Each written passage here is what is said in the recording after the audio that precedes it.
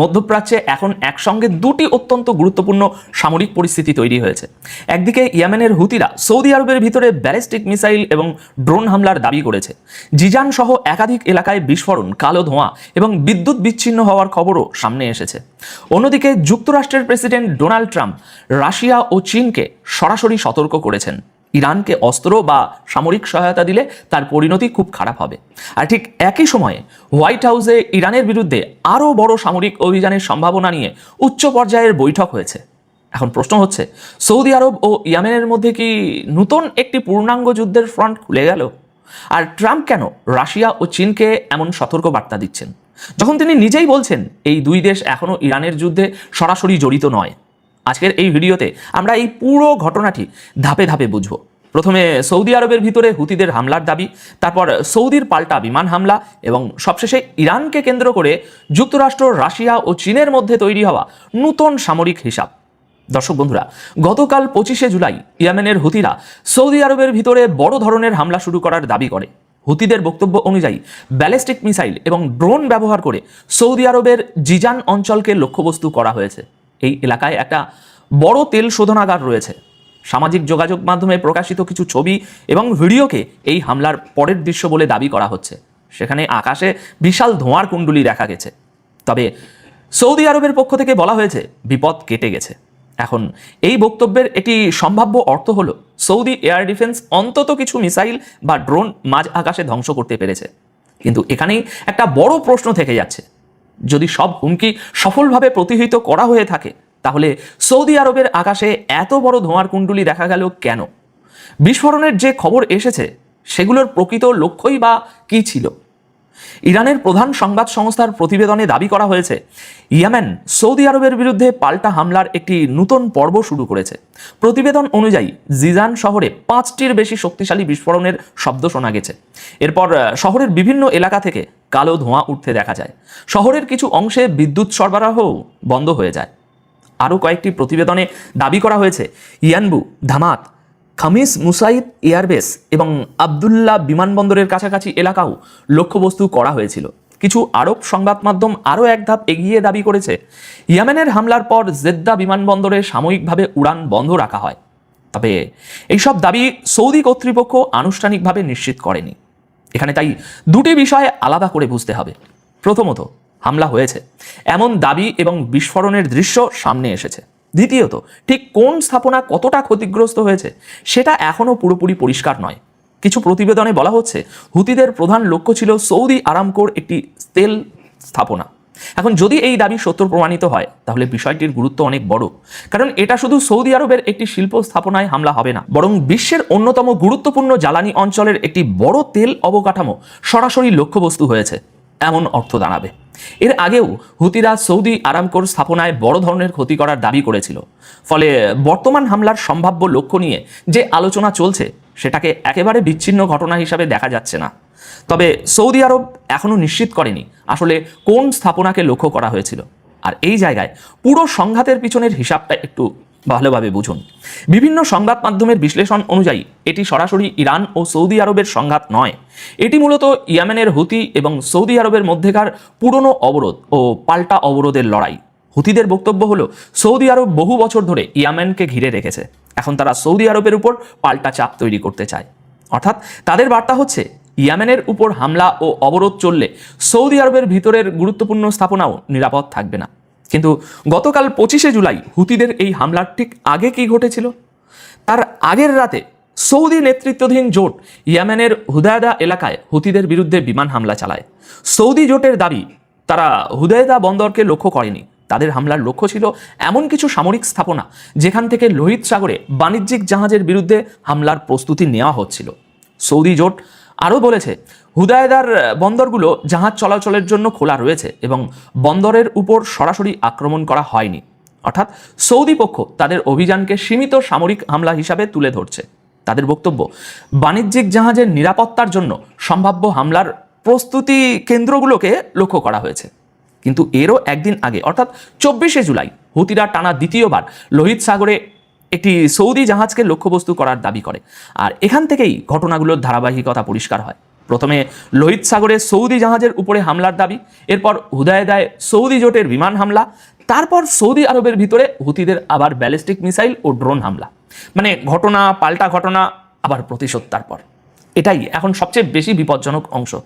কয়েক বছর ধরে দুপক্ষ সরাসরি বড় সংঘর্ষ এড়ানোর চেষ্টা করছিল, কিন্তু নতুন পরিস্থিতিতে সৌদি আরব আবার প্রকাশ্যে সামরিক অভিযান চালাচ্ছে এবং হুতিরাও সৌদির ভূখণ্ডে হামলার দাবি করছে। অর্থাৎ এটি আর শুধু লোহিত সাগরে জাহাজের উপরে হামলার মধ্যে সীমাবদ্ধ নেই। সংঘাত এখন সৌদি আরবের শহর, বিমান ঘাঁটি, বিমানবন্দর এবং সম্ভাব্য তেল অবকাঠামোর দিকে ছড়িয়ে পড়ছে। যদি এই পাল্টাপাল্টি আক্রমণ চলতে থাকে এভাবেই, তাহলে মধ্যপ্রাচ্যে একটি নতুন যুদ্ধ ফ্রন্ট আরও স্পষ্ট হয়ে উঠতে পারে। দর্শক বন্ধুরা, এবার আসা যাক ইরানকে কেন্দ্র করে তৈরি হওয়া আরও বড় আন্তর্জাতিক উত্তেজনায়। যুক্তরাষ্ট্রের প্রেসিডেন্ট ডোনাল্ড ট্রাম্প চীন এবং রাশিয়া এই দুই দেশকেই ইরানকে সামরিক সহায়তা না দেওয়ার ব্যাপারে সরাসরি সতর্ক করেছেন। ট্রাম্প কি বলেছেন? ট্রাম্প বলেছেন তিনি মনে করেন না যে চীন বা রাশিয়া এই মুহূর্তে ইরানের যুদ্ধে সরাসরি জড়িত, কিন্তু এই দুই দেশের কোনোটি যদি ইরানকে সাহায্য করতে এগিয়ে আসে তাহলে সেটি তাদের নিজেদের জাতীয় স্বার্থের বিরুদ্ধে যাবে এবং তার ফল খুব খারাপ হবে। এখন এই বক্তব্যের রাজনৈতিক ভাষাটা একটু বুঝুন। ট্রাম্প প্রকাশ্যে বলছেন রাশিয়া ও চীন এখনো যুদ্ধে জড়ায়নি, কিন্তু একই সঙ্গে তাদের আগাম হুমকি দিচ্ছেন জড়ানোর চেষ্টা করো না। অর্থাৎ ওয়াশিংটনের উদ্বেগ শুধু বর্তমান পরিস্থিতি নিয়ে নয়। যুক্তরাষ্ট্র আশঙ্কা করছে ইরান যদি বাইরে থেকে অস্ত্র, প্রযুক্তি বা গোয়েন্দা সহায়তা পায় তাহলে যুদ্ধের ভারসাম্য বদলে যেতে পারে। ট্রাম্প দাবি করেছেন বেইজিংয়ে বৈঠকের সময় চীনের প্রেসিডেন্ট শি জিনপিং তাকে আশ্বাস দিয়েছিলেন যে চীন কোনো অবস্থাতেই ইরানকে অস্ত্র দেবে না, কোনো চীনা কোম্পানিও ইরানের কাছে অস্ত্র বিক্রি করবে না।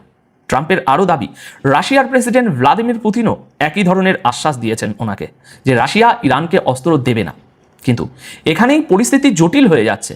একদিকে ট্রাম্প বলছেন রাশিয়া ও চীন ইরানকে সাহায্য করছে না, অন্যদিকে মার্কিন গোয়েন্দা সংস্থাগুলো নিজেরাই পরীক্ষা করছে পর্দার আড়ালে কোনো ধরনের সহায়তা ইতিমধ্যে ইরানের কাছে পৌঁছাচ্ছে কি পৌঁছাচ্ছে না। মার্কিন গোয়েন্দা সূত্রের বরাত দিয়ে প্রতিবেদনে দাবি করা হয়েছে যুদ্ধের শুরুর দিকে উপসাগরীয় অঞ্চলে সিআইএর স্থাপনাগুলোর উপর ইরানের হামলার পর যুক্তরাষ্ট্র একটি বিষয় খতিয়ে দেখছে। রাশিয়া কি ইরানকে নির্দিষ্ট লক্ষ্যবস্তুর তথ্য দিয়েছিল অথবা উন্নত ড্রোন প্রযুক্তি সরবরাহ করেছিল? এখনো পর্যন্ত এই অভিযোগ নিশ্চিত করা হয়নি। রাশিয়াও এই নিয়ে মন্তব্য করতে অস্বীকৃতি জানিয়েছে। তবু এই তদন্তের রাজনৈতিক গুরুত্ব রয়েছে, কারণ যুক্তরাষ্ট্রের সন্দেহ হচ্ছে আনুষ্ঠানিকভাবে যুদ্ধে অংশ না নিয়েও কোনো দেশ ইরানকে প্রযুক্তি, গোয়েন্দা তথ্য বা টার্গেটিং সহায়তা দিতে পারে। আর ঠিক এই কারণেই ট্রাম্পের বক্তব্যকে শুধু একটি সাধারণ সতর্কবার্তা হিসাবে দেখলে পুরো ছবিটা বোঝা যাবে না। এটা একই সঙ্গে রাশিয়া ও চীনের উদ্দেশ্যে একটি সামরিক এবং কূটনৈতিক বার্তা। বার্তাটি পরিষ্কার, ইরানকে প্রকাশ্যে বা গোপনে সাহায্য করা হলে যুক্তরাষ্ট্র সেটিকে সরাসরি চ্যালেঞ্জ হিসাবে দেখবে। এখন এটাকে আর এক দিক থেকে দেখুন। ট্রাম্প এমন সময়ে এই হুমকি দিচ্ছেন যখন হোয়াইট হাউসের ভিতরে ইরানের বিরুদ্ধে যুদ্ধ আরও বিস্তৃত করার আলোচনা চলছে। মার্কিন সংবাদ মাধ্যমের প্রতিবেদন অনুযায়ী 24 ও 25 জুলাইয়ের মধ্যবর্তী রাতে ট্রাম্প তার জ্যেষ্ঠ উপদেষ্টা এবং মন্ত্রিসভার গুরুত্বপূর্ণ সদস্যদের নিয়ে একটি উচ্চ পর্যায়ের বৈঠক করেন।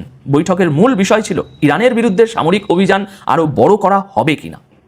এই বৈঠক এমন সময়ে হয়েছে যখন ইরানের সঙ্গে যুদ্ধবিরতি ভেঙে পড়েছে এবং দেশটির নিউক্লিয়ার কর্মসূচি নিয়ে আলোচনা পুরোপুরি ব্যর্থ হয়েছে। এর একদিন আগে ট্রাম্প নিজেই বলেছিলেন তিনি ইরানের উপর আগের চেয়ে বড় হামলার বিষয়টি গুরুত্বের সঙ্গে বিবেচনা করছেন। তিনি সিদ্ধান্ত নেওয়ার খুব কাছাকাছি রয়েছেন এবং মার্কিন সামরিক যে প্রস্তুতি সেটা সম্পূর্ণ।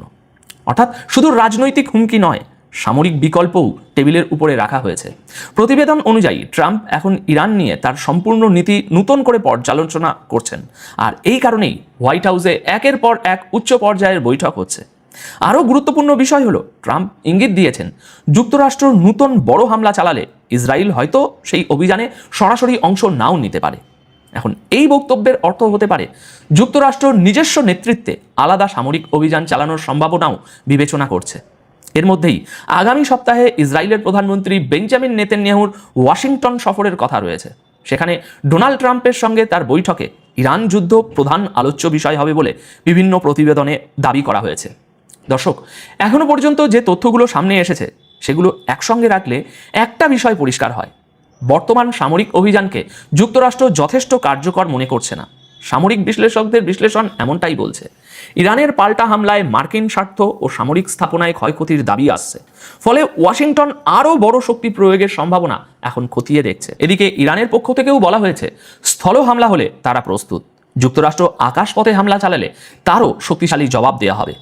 আগের দিনের হামলা নিয়ে ইরান দাবি করেছে কয়েকটি মার্কিন সামরিক স্থাপনায় বহু সেনা হতাহত হয়েছে এবং কয়েকটি হ্যাঙ্গার ধ্বংস করা হয়েছে। তবে এসব দাবি যুক্তরাষ্ট্রের পক্ষ থেকে নিশ্চিত করার তথ্য নেই। তাই সামনে পরিস্থিতি কোন দিকে যাবে তা নির্ভর করবে কয়েকটি গুরুত্বপূর্ণ সিদ্ধান্তের উপর। সৌদি আরব কি ইয়ামেনে আরও বড় বিমান হামলা চালাবে? হুতিরা কি সৌদি শহর ও তেল অবকাঠামোকে আরও বড় আকারে লক্ষ্যবস্তু করবে?